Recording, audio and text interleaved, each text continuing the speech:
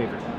You know, I'm not really sure. Josh Ravitz is a slower combo deck, but he has way more disruption. He really does. Seemingly, faster combo deck, not as much disruption. His only real disruption is like the duresses that he plays. Exactly. 3 duress, and that's it. 3 duress. He has 4 silence. 4 silence, yeah, that would definitely help out. Less powerful than the duress in this matchup. The problem is, though, silence doesn't really disrupt Ravitz from going off. Exactly. It helps, only is a proactive. Exactly. It's a proactive card. It helps him go off, but doesn't really prevent Ravitz from doing what he wants to do.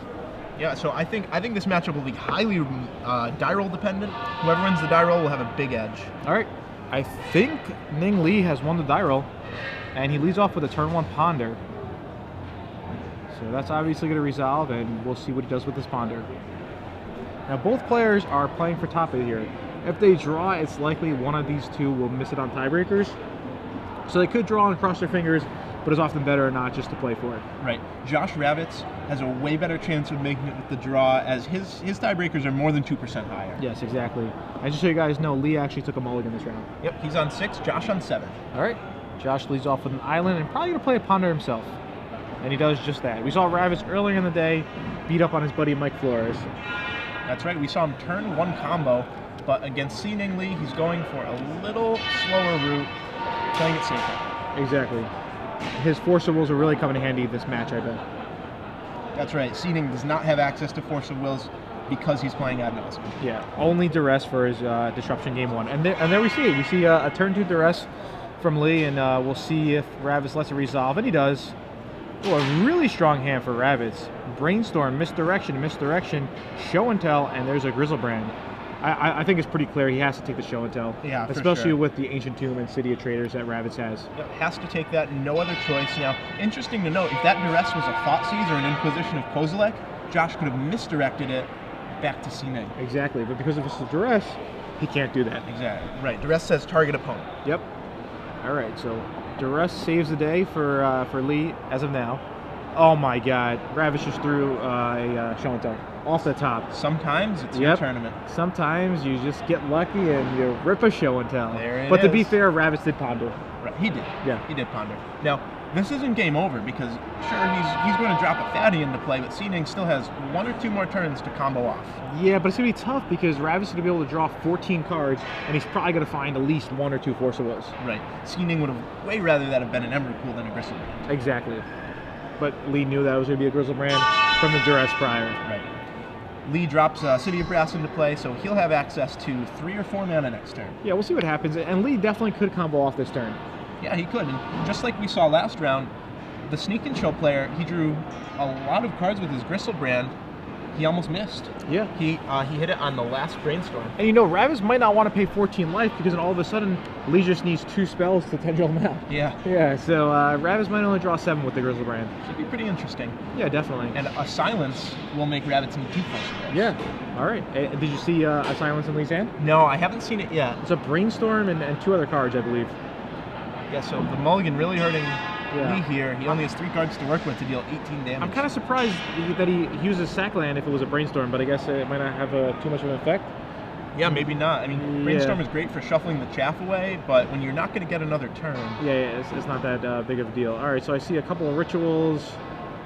I'm not sure what else. Lee checks his life total, checks Ravitz's life total, and just trying to figure out the best route to victory here. There's a Misty Rainforest. And it's looking kind of grim for Lee. Yeah, he doesn't have many options here. This is not the draw that the Epic Storm deck needed, or the Perfect Storm deck needed. Yeah, exactly. Now, he does have Burning Wishes in his deck. He can go grab something like a removal spell. Which is he playing? I'm not too sure, to be honest. He's not playing any sorcery speed removal spells. Yeah, I mean, I guess a Grape Shot, but if he's going to get a Grape Shot, he probably just wants to go to the head. Right. He has 2 Chain of Vapor in his sideboard. I'm almost surprised one of those isn't a sorcery version. Yeah, exactly. All right, well, Ravitz comes in with the Grizzlebrand, and he's going to pay 7 life to draw 7 cards. Yep, this is in his second main phase. And Ravitz's hand has to be stacked right now. I see a Brainstorm. I see a bunch of other blue cards. Not sure how many Force of Wills. There's a Lotus Petal from Ravitz. And he also drops a Misty Rainforest. So I believe he's just going to brainstorm right here. So he's going to set it up, and he's going to see exactly what he's going to have to discard. Maybe he draws enough Lotus Petals, so he won't have to discard at all. Right. Oh, I see a red card in his hand. Oh, there's a sneak attack. Sneak attack and Emrakul, so next turn he could potentially set up the win, even though Lee's at 12. Yeah, but I mean, already it's looking so good for Ravitz here, especially with that Grizzlebrand. Right, he probably doesn't need to shave a turn off the clock. Exactly. I mean, Lee just being at 12 life, it's just so bad, especially when his card draw is ad nauseum and he's really relying on that card itself. You want to have a lot of life when you're casting ad nauseum. Mark's son tweets in, he has access to Karakas post board, should be okay, but not out of the woods. Maybe he had that in one version of the deck, but Lee has no Karakas in the sideboard. In this version, his sideboard is 2 Chain of Vapor, 3 Cabal Therapy, 3 Abrupt Decay, 1 Grave Shot, 1 Revoke Resistance, 1 Tendrils, 1 Empty the Warrens, 1 Time Spiral, 1 Ill-Gotten Gains, and 1 Past in Flames. Right, so he has the Wish board, and then he has the Abrupt Decays as answers to Counterbalance, he has the Cabal Therapy for answers to Counter Magic, and Chain of Vapor as a catch-all. Exactly. All right. So Ravitz will shuffle his deck due to discarding an Emrakul. And the trigger happens. Yep, that'll shuffle his graveyard into his library. And he'll pass the turn. Yep. All right, and Ravitz should have 7 cards right now. 1, 2, 3, 4, 5, 6, 7. So Ravitz just pretty much sculpted the perfect 7-card hand. And the turn has been passed. Lee untaps. Looks like on his upkeep, he's using a fetch land. He's going to clear out what he put on top with that brainstorm. Yeah, I believe he just put 2 lands on top. He picked up some ritual effects and just decided to put 2 lands that he didn't need on top. Right. Mystery Rainforest is sacked, and we'll have a new draw step. That's the real power behind Brainstorm. Brainstorm without sack lands is not very good. No, it's just a glorified cantrip at that point. Exactly. You have to have some way to shuffle the top of your deck. Yep, I agree. Alright, so Ravitz is giving Lee's deck a bit of a shuffle here. And Lee will probably just have 1 draw. Looks like he has a Brainstorm, which is he's going to play. Storm counts at 1. Yeah, I see a Pyroblast and a Misdirection poking out of Josh Ravitz's hand. I see a Silence, though. Okay, well that's a start. Yeah, Silence will definitely be a start here. I think I see a Silence and a Ponder, is it? Yep, everything will probably start with the Silence. Oh, no, he's going for the Ponder first. Alright, so Ravitz is going to let it resolve, and Lee's definitely going to shuffle here. Yep, not going to fight over it. Yeah, I think Ravitz is admiring Lee's City of Brass. Ravitz is a big collector of cards himself, so... If they're only playing for ante, right? Yeah. Alright, so now Lee shuffling his deck. Lee pretty much just... I'm not really too sure what he could draw to get out of this. No, Josh Ravitz has so much counter magic at his disposal. Plus, if he needed more, he could draw 14 more cards. Yeah, exactly, yeah. Grizzlebrand is just so I mean, it's risky scary to draw 14, especially with Tendrils, but... Right. But if you're countering 4 things, I hope he can't afford Tendrils. Exactly, yeah. Especially after playing Brainstorm, Ponder this turn. Right. So 1 last Ponder. He'll give it a try. He sees Dark Ritual. He sees... No, that's his hand. Oh, that's his hand. Okay, okay. Yeah. Well, he kept quickly. He didn't really even show us. Did he even draw a card? I think he drew a Lotus Petal. Oh, wow. He drew really quick then. Yeah, I wonder what he has on top to make him keep so quickly. Yeah, I'm kind of intrigued by that. Yeah, Ravitz is going to go for the win here, though, so we probably won't get to find out. Yep. So Ravitz sacrifices both his fetch lands. Normally you want to sacrifice land, go search, sacrifice land, go search. But at this point, Ravitz is taking a shortcut. That's definitely acceptable. Right, round 9 of the tournament, when he's about to just win the game on the spot. Exactly. He doesn't need to do that. Yeah, as long as you declare it, you'll be fine.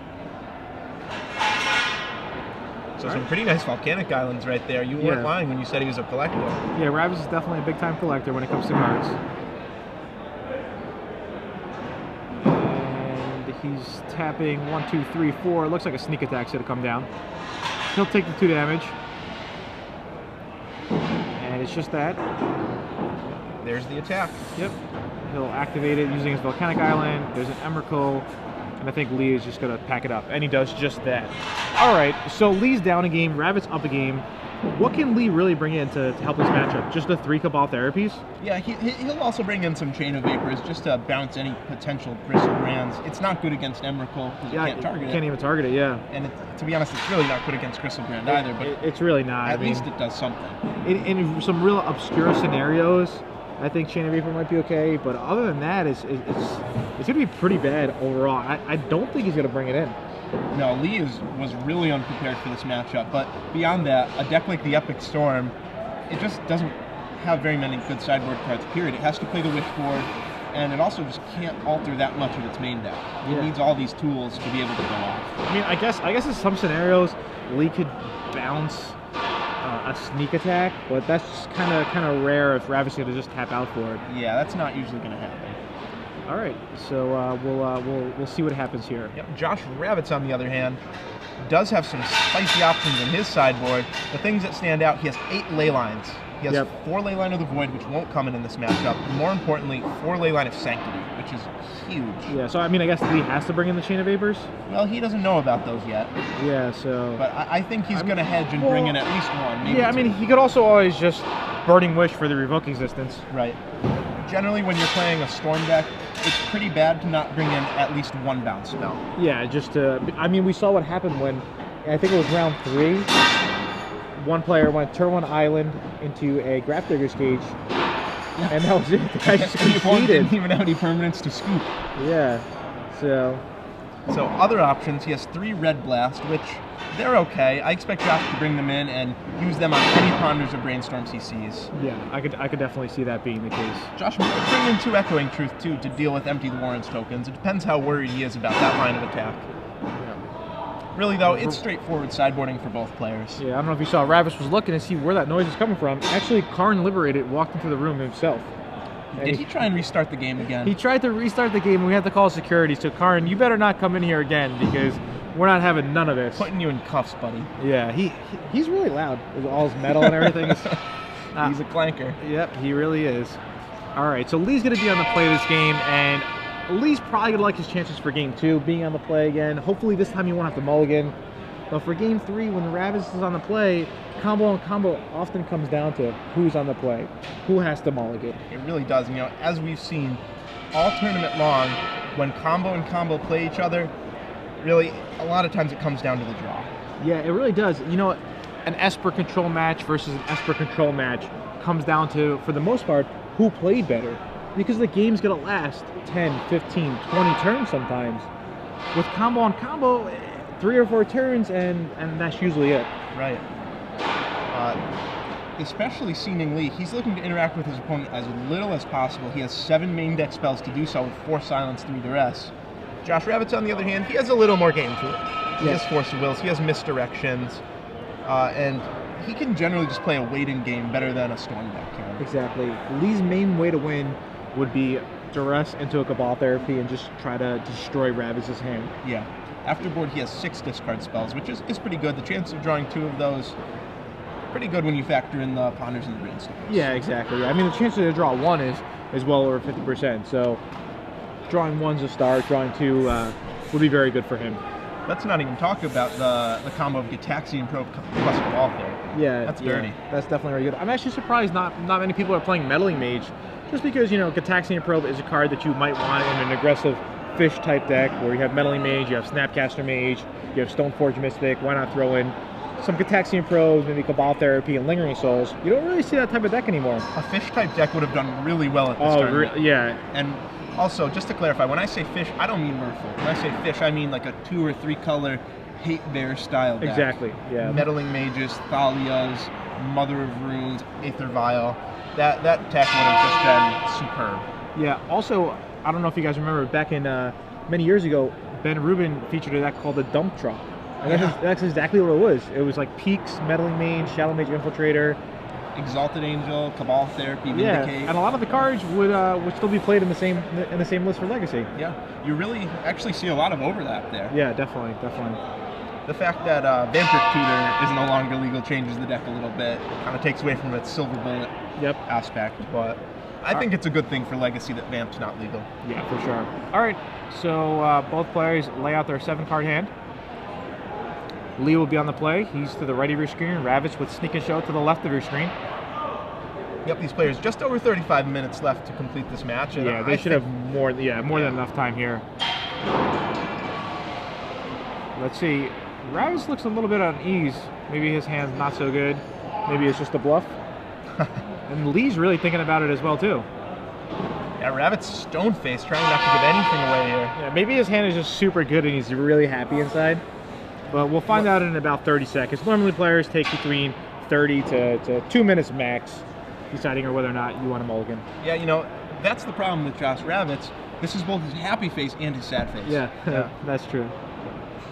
All right, so... I think Lee's in the tank more than Josh. Yeah, I think so too. Lee's really looking at his hand thinking, you know, can I combo off? Is my 6 going to be better? It's really difficult. It's tough to mulligan with a Storm deck. Every card that you go down, it hurts a lot. Well, both players decide to keep, and there's a Cataxian Probe. And Ravitz's hand is Force of Will, Echoing Truth, Sneak Attack, and Emrakul on some lands. His hand's not the best. That's probably one of the worst hands you'll see Josh Ravitz keep. I think anything worse than that, he would have mulled. Yeah, I mean, I guess he has to keep because of the Force of Will, and he also has a Sneak Attack with the Emrakul, so that's the combo right there, essentially. Right. When you're on the draw against a combo deck and you draw Force of Will and a blue card, it's real tough to mull the 6. Yeah. All right, so Lee will draw off, and he draws a Brainstorm. I see a Dark Ritual. I see a Lotus Petal. I think there's an Infernal Tutor in there somewhere. Chrome Mox. So maybe he kept the Zero Lander. Maybe that's the big debate. Yeah, he might have. I think he pitched an Infernal Tutor. Yeah, it's a black card. All right, there's Duress. All right, this is interesting. Yep. What would you take here? If he has any semblance of a combo hand, he's going to take the Force of Will. There's no question. Sure. If he has an Empty the Warrens draw, he'll take the Echoing Truth. Okay. If he has a really slow hand, he might take the Sneak Attack. Yeah, I think taking the Force is pretty good here. This leaves Ravitz somewhat with his pants down. Yeah, most of the time Lee will take the Force. But he decides to go with the Sneak Attack. Yeah. And Ravitz draws another Ancient Tomb, so he'll just lead off with a Volcanic Island and pass the turn.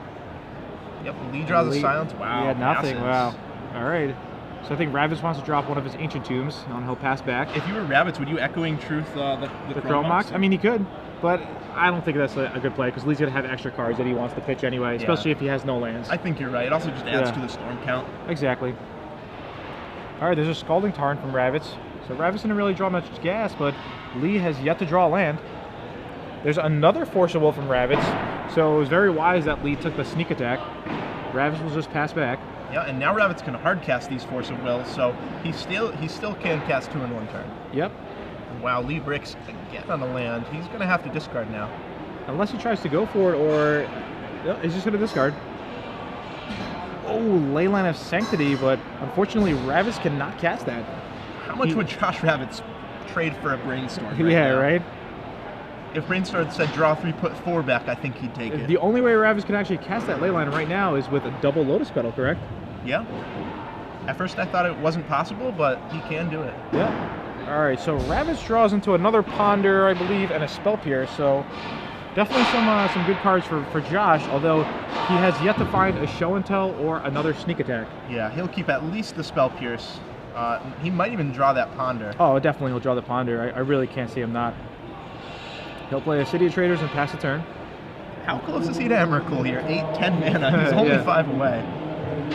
And I think Lee still did not draw a land yet. This is really crazy. Oh, he draws a Lion's Eye Diamond.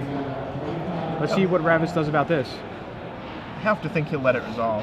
Yeah, I think so too. I think what Ravitz's plan should be is to just fight over 1 big turn. Exactly. It's not like Ravitz has, 4 or 5 counters. He only has a Force of Will, another Force of Will, and a blue card to pitch. Right. He can hardcast a Force of Will, but not this turn. And Ravitz is Force of Willing, and I think he's going to pitch the Spell Pierce. Wow, that's really surprising. Yeah. No, he pitches the Echoing Truth. I'm still kind of surprised that he forced the Lion's Eye Diamond. Yeah, I'm not sure his logic there. All right, so Ravitz sacrifices his Scalding Tarn. Looks like he's going to play a Ponder this turn. Let's see if Ravitz finds a Show and Tell. Yep, now he used the fetch land first because he knew that he had a City of Traders as his next card. Exactly, and he definitely doesn't want that. Right. Even though it gets him only 3 away from him. Yeah. Well, if he plays it, he has to sack the other City of Traders. Right, that's true. So. All right, there's a ponder. And one Force of Will, Lotus Petal, Volcanic Island. Ugh. Wow. I think this is probably a shuffle. Yeah. Yeah, even though Lotus Petal gets him one closer to Leyline of Sanctity, it doesn't do any good without the second. Exactly. Now, Ravitz is a real solid player, especially when it comes to Legacy. So, yeah, I don't know. I think I still disagree with the Force of Will on Lion's Eye. I would have just saved all my resources for one big turn. yeah, we can definitely ask him about him later. Ravitz is, someone pretty good about explaining why he did this, why he did that. Yeah. So, it'd be nice to hear from him. And I see a blue card. I think it was just a Spell Pierce he drew. Yep, That's so what it looked like by Ravitz's picture, yeah. hand, We'll find out soon what it was. Yeah, I think it was a Spell Pierce. Because if it was a Show and Tell, he just would have definitely played it. Yeah, he would have slammed that. Yep. Ravitz really wants a Brainstorm. Get rid of that ley line, get rid of, the Emrakul maybe, if he can ever find a sneak attack. He might just want Grizzlebrand anyway. Right. So Lee is just discarding again. This is really insane. Yeah, Lee has discarded 3 times and has cast a Lotus Petal, so he's bricked on lane. All right, Ravitz draws another Emrakul. Wow. I think Lee bricks again. Josh Ravitz just being handed the top 8 on a platter if he can ever find a combo piece. All right. Lee discards. There's a Show and Tell, finally. And Ravitz is definitely going to go for it right here. Yep, Force of Will backup. That should be all she wrote for Ning. This is his last turn. Wow. Is it just game? It's a Lion's Eye Diamond. That's not going to do anything. How many times did Lee discard? 1, 2, 3, 4, 5? 5 times? 5 turns he discarded? Wow. There's a Spell Pierce. Oh, okay. There's a Dark Ritual. Response. I think Josh will Force of Will this. Yeah, I can definitely see him Force of Willing this. He has just an extra Spell Pierce that he can't even cast, and because he's tapped out on blue right here. So I think forcing this Dark Ritual seems fine. All right, so Lion's Eye Diamond becomes countered. Now can Lee ever go off at 3 life just with, like, for example, say if Lee were to draw a land next turn? I doubt it. He has Brainstorm, Rite of Flame. Oh, well, he does have Rite of Flame into Burning Wish. Okay. What could he get with that? I'm not too sure. Yeah, Ravitz just draws a Brainstorm, so he'll play his own Brainstorm, and he'll draw 1, 2, 3. Land, Force of Will. Well, that's good for him. He'll be able to hardcast the Force of Will next turn. He'll have to lose the City of Traders, but not a big deal. No, I think that City of Traders has done its work. Yeah, and this looks like Josh Ravitz has made top 8 at another SCG Open. Yeah, he's on the cusp. He's ready to clinch it. All right. Ning only has 1 more turn. Ravitz probably just put the Leyline of Sanctity. And he ends up attacking. Lee has to sacrifice his Chrome Mox, which was his only mana source. And it sure looks like Lee has a lot of permanents in play, but that's his he finally draws an Underground Sea, but it's too little, too late right here. There's a Brainstorm.